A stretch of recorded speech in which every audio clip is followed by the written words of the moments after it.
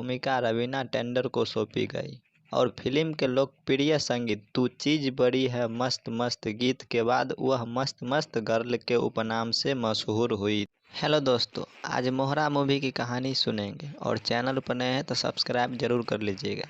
चलिए पहले इस फिल्म के अभिनेताओं के बारे में बात करते हैं। मोहरा वर्ष 1994 की हिंदी भाषा के राजीव द्वारा निर्देशित एक्शन थ्रिलर फिल्म है। फिल्म की मुख्य भूमिका में अक्षय कुमार, नासिरुद्दीन शाह, सुनील शेट्टी एवं रवीना टंडन के साथ सह अभिनेताओं में सदाशिव अमरापुरकर, परेश रावल, रजा मुराद एवं गुलशन ग्रोवर आदि सम्मिलित हैं। फिल्म वर्ष 1994 की दूसरी सबसे ज़्यादा व्यावसायिक रूप से सफलता अर्जित करने वाली फिल्म थी। अभिनेता अक्षय कुमार, सुनील शेट्टी और परेश रावल की यह पहली फिल्म है। उनकी लोकप्रिय टिकरी को कई सफल फिल्मों में दोहराया गया। फिल्म की कुछ अभिनेत्री के लिए पहले दिव्या भारती को अनुबद्ध किया जाना था, लेकिन उनकी असमय मौत के पश्चात यह भूमिका रवीना टंडन को सौंपी गई और फिल्म के लोकप्रिय संगीत तू चीज बड़ी है मस्त मस्त गीत के बाद वह मस्त मस्त गर्ल के उपनाम से मशहूर हुई थी। अब सुनते हैं मूवी की कहानी। 1987 में विशाल अग्निहोत्री नाम के एक दोषी को 4 अपराधियों की हत्या करने के आरोप में जेल में डाल दिया गया, जिन्होंने अपनी भाभी के साथ बेरहमी से बलात्कार किया और उसकी हत्या कर दी। वह अदालत में न्याय पाने की कोशिश करता है लेकिन असफल रहता है और पुरुषों को एक भ्रष्ट सरकारी वकील की मदद से जेल से मुक्त कर दिया जाता है। फिर अपराधी विशाल के घर जाते हैं क्योंकि उसने उनके खिलाफ मामला दर्ज करने की कोशिश की थी। प्रतिशोध से प्रेरित होकर विशाल की पत्नी प्रिया के साथ बलात्कार करने की कोशिश करते हैं, लेकिन वह खुद को चाकू से मार लेती है। इस सब से नाराज विशाल ने मामले को अपने हाथ में लेने का फैसला किया और चारों अपराधियों और सरकारी वकीलों की खुद हत्या कर दी। उसे अधिकतम सुरक्षा वाली जेल तक सीमित अपराधों के लिए आजीवन कारावास की सजा सुनाई गई थी। अब 7 साल बाद 1994 में जब पत्रकार रोमा सिंह एक रिपोर्ट के लिए उसी अधिकतम सुरक्षा जेल का दौरा करती है जो वह लिख रही है, तो कुछ अपराधी उसके साथ बलात्कार करने की कोशिश करते हैं। बलात्कार का प्रयास विशाल को उसके दुर्भाग्य की याद दिलाता है और वह रोमा को बचाने के लिए हस्तक्षेप करता है। रोमा विशाल की कहानी सुनती है और उसे मुक्त करने में मदद करने का फैसला करती है। उसे उसके बॉस श्री संदीप जिंदल, एक नेत्रहीन व्यवसाय और समाधान समाचार पत्र का मालिक जहां रोमा काम करती है, उसके द्वारा सुना जाता है, जो विशाल के मामले को फिर से खोलता है और कानूनी अधिकारियों को विशाल को उसकी स्वतंत्रता की अनुमति देने के लिए मनाता है ताकि वह एक बार सामान्य जीवन जीना शुरू कर सके। दोबारा विशाल के मुक्त होने के बाद जिंदल उसे हिटमैन के रूप में भर्ती करने की कोशिश करता है। उसकी जिम्मेदारी शहर में कुछ असामाजिक तत्वों, मुख्य रूप से 2 शक्तिशाली ड्रग्स लॉर्ड जिब्रान और टायसन, और उनके लिए काम करने वाले सभी लोगों को मारना है। जिंदल विशाल को बताता है कि ये ड्रग्स लॉर्ड्स सड़कों पर ड्रग्स लाकर और उनके साथ स्थानीय लोगों को भ्रष्ट करके 4 आदमियों के समूह की तरह लोगों को बनाने के लिए जिम्मेदार है। विशाल ने पहले तो मना कर दिया क्योंकि वह अभी अभी जेल से छूटा है और जब एक सामान्य जीवन जीना चाहता है। हालांकि उसके मारे गए परिवारों की याद उसे परेशान करने के लिए वापस आती है क्योंकि वह अपनी अब धूल भरी संपत्ति में एक दिन अकेला और खालीपन महसूस करता है और वह जिंदल के लिए काम करने के लिए सहमत हो जाता है। जिंदल ने विशाल को पुलिस आयुक्त कामदेव कुलकर्णी को मारने के लिए मना लिया। अंत में उसे शहर में ड्रग्स लॉर्ड का मुख्य अपराधी और रक्षक बताया। विशाल ड्रग्स संदिग्धों में से प्रत्येक को मारना शुरू कर देता है, एक जिब्रान के गिरोह से और दूसरा टायसन के गिरोह से। उनके बीच प्रतिद्वंदिता को प्रज्वलित करने के लिए वही अमर सक्सेना नाम का एक युवा और ईमानदार पुलिस निरीक्षक ड्रग्स व्यापार के संदिग्धों को पकड़ने की कोशिश कर रहा है। वह विशाल की रिहाई से नाखुश है, जिसके बारे में उनका मानना है कि वह अपने द्वारा की गई हत्याओं के कारण जेल में रहने का हकदार है। चीज़ें और भी जटिल हो जाती है जब अमर ड्रग व्यापार में शामिल अपराधियों की हत्या के अधिकांश दृश्यों में विशाल को पाता है। इस बीच रोमा और अमर एक दूसरे के प्यार में पड़ जाते हैं और आधिकारिक तौर पर एक रिश्ता शुरू कर देते हैं। अमर का सहयोगी सब इंस्पेक्टर काशीनाथ साहू बहुत लालची है और लक्षित ड्रग्स लॉर्ड्स में से एक जिब्रान के लिए एक मुखबिर बन जाता है। वह पैसे के बदले जिब्रान को पुलिस विभाग के सभी आंतरिक मामलों का खुलासा करता है। वह भी उसकी बातचीत की अवधि के अनुसार जिब्रान काशीनाथ साहू द्वारा सूचित किए जाने के उसके गिरोह के सदस्य को ख़त्म करने वाला हिटमैन कोई और नहीं बल्कि विशाल है। टाइसन को मिलने और गलतफहमी को दूर करने के लिए बुलाता है। बैठक में विशाल ने चुपके से टाइसन को गोली मार दी, जिससे दो गिरोह एक दूसरे पर गिर पड़े और संयोगवश मारे गए। जिब्रान घायल हो जाता है क्योंकि टाइसन उसे गोली मार देता है, लेकिन मृत होने का नाटक करता है, जिससे वह खुद को विशाल से बचाता है और विशाल को टाइसन को पॉइंट ब्लैंक रेंज पर शूटिंग करते हुए देखता है। अंत में विशाल कमिश्नर कामदेव को मारने के लिए पहुंचता है, लेकिन नशे में धुत कामदेव और क्रांति कुमार असिस्टेंट सब इंस्पेक्टर के बीच की बातचीत को सुन लेता है, जहां कामदेव को लगता है कि अज्ञात हत्यारा वास्तव में समाज को गंदे तत्वों से छुटकारा पाने में मदद कर रहा है, जो पुलिस कभी नहीं कर सकती।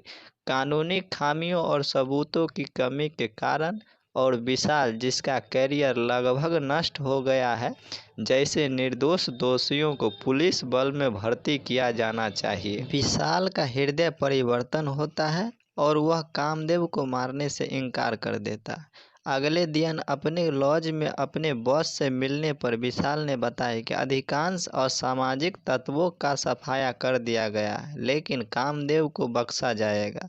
विशाल का फैसला सुनकर जिंदल क्रोधित हो जाता है और विशाल को याद दिलाता है कि वह केवल आदेशों का पालन करे और उसकी भावनाओं के आगे न झुके। हालांकि विशाल जिंदल का सामना करता है और सच्चाई जानने की मांग करता है कि उसे हत्यारा बनने के लिए क्यों मजबूर किया गया और जिंदल वास्तव में कौन है। जिंदल ने विशाल पर जोरदार हमला किया। विशाल पेपर वेट से जिंदल पर हमला करता है, लेकिन जिंदल उसे चकमा देता है। स्तब्ध विशाल जब पता चलता है कि जिंदल अंधा नहीं है और पूरे समय तार खींचने वाली असली विरोधी है।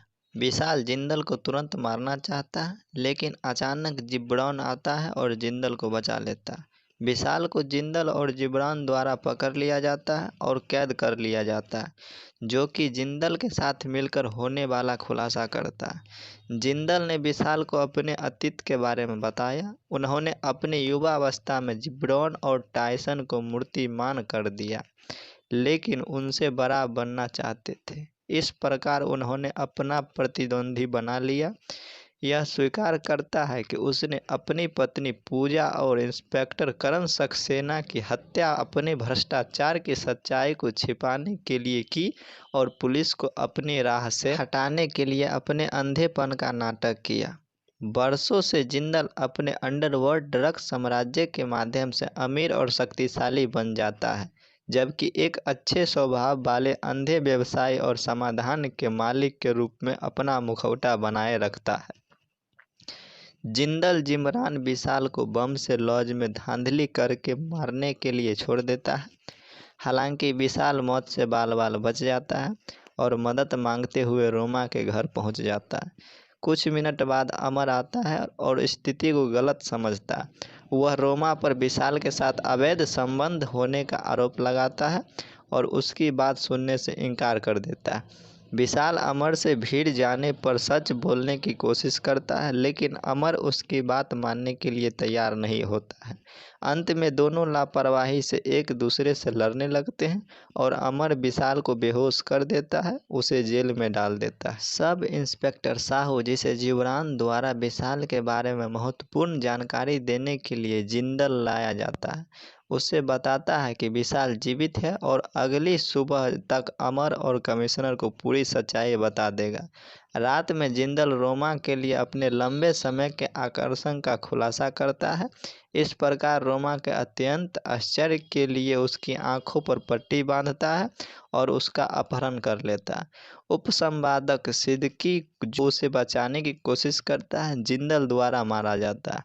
जिंदल फिर रोमा उसके लिए नेतृत्व करने की प्रेरित करता है, क्योंकि वह उसकी सुंदरता पर वासना करता है। कामदेव अगली सुबह पहुंचते ही विशाल को अपनी मर्जी से रिहा कर देता है। यह देखकर अमर गुस्से से उठता है और कामदेव को भी उतने ही जिम्मेदार अपराधी बताता है, जो हर समय गैंगस्टरों की मदद करता है और उन्हें सजा से बचाता है। विशाल अमर का सामना करता है और जिंदल के बारे में सच्चाई बताता है और जो कुछ भी हुआ वह विस्तार से बताता है। लंबे समय से अपने पिता के हत्यारे की तलाश कर रहा अमर जिंदल से बदला लेने का वादा करता है। अमर, विशाल और कामदेव उसे गिरफ्तार करने के लिए जिंदल के कार्यालय आते हैं, लेकिन वे पाते हैं कि जिंदल भाग गया है। जिंदल उस पल अपने कार्यालय में फोन करता है और कॉल प्राप्त करने पर तीनों को पता चलता है कि जिंदल ने रोमा से जबरदस्ती शादी करने के लिए उसका अपहरण कर लिया है और वह उसे बचाने के लिए उन्हें ताना मारता है। अमर को संदेह है कि एक अंदरूनी सूत्र जिंदल को उनकी हर हरकत के बारे में बता रहा है और यह व्यक्ति उनके बीच मौजूद है। वह आंख बंद करके क्रांति कुमार को गिरफ्तार कर लेता है, जिससे काशीनाथ अपना दूसरा पक्ष प्रकट करता है और रंगे हाथ पकड़ा जाता है। अब काशीनाथ को जिंदल के स्थान का खुलासा करना है और विशाल और अमर को जिंदल को एक परित्यक्त किले का पता लगाने में मदद करता है, जहां अगली सुबह से एक शातिर और आक्रामक ड्रग्स कार्टेल को ट्रिगर करने के लिए पूरे देश के ड्रग्स लॉर्ड इकट्ठे हुए हैं, जिससे जिंदल के साथ साझेदारी की जा रही है, जो निर्विवाद नेता बन जाएगा। हाथापाई के बाद अमर और विशाल अधिकांश ड्रग्स लॉर्ड को मार देते हैं और साहू खुद को बचाने के लिए जिब्रान को मार देते हैं। कोने में जिंदल रोमा को अपने साथ जाने के लिए मजबूर करता है, लेकिन विशाल का सामना होता है। वह विशाल को चकमा देता है और उसे गोली मारता है, उसे बंदूक की नोक पर पकड़ लेता है। इस प्रकार रोमा को पीछे रहने के लिए मजबूर करता है और अमर को अपने हथियार सौंप देता है। अपने जीवन का बलिदान करने का फैसला करते हुए विशाल ने जिंदल की बंदूक को जबरदस्ती अपने नियंत्रण में ले लिया और जिंदल को चौंकाते हुए जिंदल को घातक रूप से घायल कर दिया। अमर, जो जब तक अपना हथियार रखता है, जिंदल को तुरंत मार देता है और अपने पिता की मौत का बदला लेता है। जैसे विशाल अमर की गोद में मर जाता है, उसे आखिरी बार सलाम करता है। फिल्म के अंत में अमर को उसकी बहादुरी के लिए सरकार द्वारा पुरस्कृत किया जाता है और रोमा के पिता ने अमर की रोमा से सगाई की घोषणा की। तभी काशीनाथ साहू, जो भ्रष्टाचार के लिए निलंबन है, लगभग बच गए। दृश्य में प्रवेश करते हैं और जिंदल की तरह आंखों पर पट्टी बांधकर खुद की नकल करते हैं, जबकि अन्य लोग उस पर हंसते हैं और उसे अपने तरीके सुधारने के लिए कहते हैं। काशीनाथ यह कहते हैं कि जवाब देते हैं कि बढ़ती महंगाई के मद्देनजर रखते हुए पुलिस अधिकारियों को अधिक वेतन देने के लिए सरकार को समझाने की कोशिश कर रहे हैं, ताकि उन्हें आंख बंद करके रिश्वत स्वीकार न करनी पड़े। वह अपनी साथी सहयोगियों की जान जोखिम में डालकर सिर्फ गुजारा करने के लिए कहे। तो मूवी की कहानी हो गई ख़त्म। चलिए मिलते हैं नेक्स्ट वीडियो में, तब तक के लिए जय हिंद।